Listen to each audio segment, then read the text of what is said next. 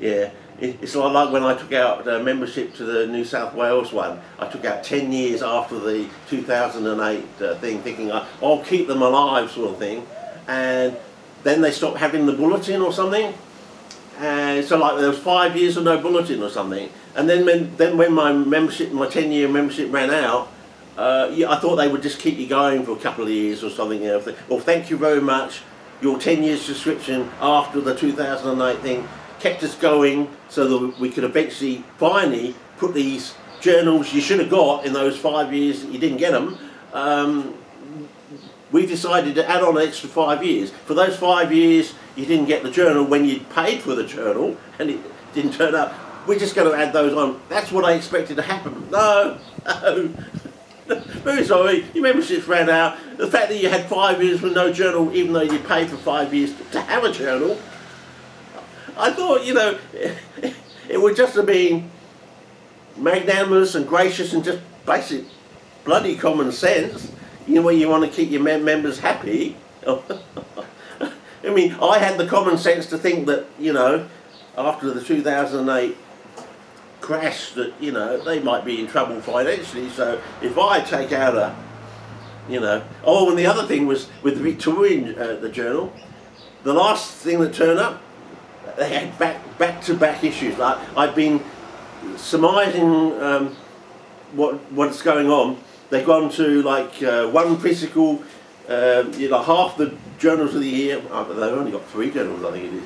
So every other one is a physical journal, and every other one from those is an online, you know, computer-generated thing. But I surmised that they were actually printing every single issue of the journal. And finally, last one turned up, back-to-back issues. So yeah, spot on, I think. Either that or people have asked them to go and print them all up because they're getting sick and tired of, as I said, I've just got into my first reading glasses. So, you know, I'm struggling now. I like, you know, I like to, if I put it on a computer screen, I want a big screen and blow it up sort of thing. Or I want to sit here with some reading glasses at the right distance and read it there. So a physical journal is more important now than ever. And it would be nice to, even though the physical journal isn't in colour, it's a black and white sort of thing. So apart from the front cover, I think it's all the colour ones inside are in black and white, whereas if you go online you can see them in colour and you can blow them up to a certain degree sort of thing. And I kept getting the, I'm not really into the Nepenthes, but all the issues that I got, all the physical journals I got seem to be articles about Nepenthes, whereas all the other articles was in the intervening issues, which I had to get online, but I'm sure now, from what happened last time with back-to-back issues, that other people were getting those intervening issues in physical form. So I would have preferred to have had those physical journals rather than all the Nepenthes article ones, because I mean, I'm not against Nepenthes, but you know, I'm all into sundews and butterwalks particularly, and then bladderwalks after that, I think. And yeah, I mean, everyone seems to gravitate towards Nepenthes, but they're so expensive these days. I thought the idea of tissue culture, that the price would come down. You know, they'd be more readily available. The more exotic species were more readily available in tissue culture, and the price would come down. They'll be cheap to go through quarantine because they just spray the outside of the vials or something like that. But no, it seems like you still have to do the major paperwork for the quarantine, expensive dosh to get through quarantine, and the initial plants are, you know, hundreds of dollars. I mean, what the heck's going on, you know? You said one thing and you're doing another sort of thing, you know. This was your spiel back then about tissue culture, but the reality of today is totally different, you know, and totally juxtaposed to the concept or the ideal of let right be done, I suppose, in a way. But anyway, I think that's about it for this one, and I don't know, it's just the one clip. Usually does, if it does a single clip, 20 minutes max, but I've probably gone over the 20 minutes. But as I said, this country is sort of, almost off with the fairies at the moment, because something just doesn't add up. And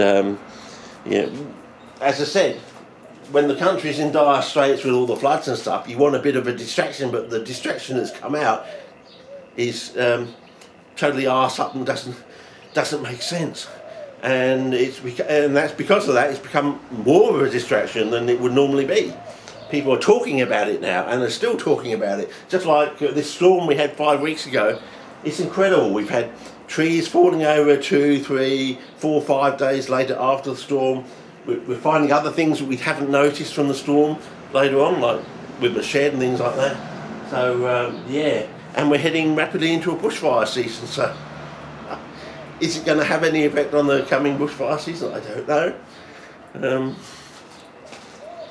That may sound a bit far-fetched, but remember the Aborigines have this story about Drosophila whittigeri. It always flowers more prolifically and en masse before a major bushfire, like a Ash Wednesday type of bushfire.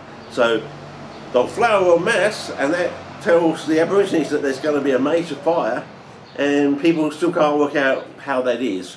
Whether there's something running out in the soil, which runs out because the leaf litter is building up, and therefore they flower en masse, and then after the fire that's replenished, so they don't flower as often after a bushfire or something like that. I don't know, but they still don't know how it works. Whether it's something to do with, like with the smoke water, it's something to do with cyanide or something, you know.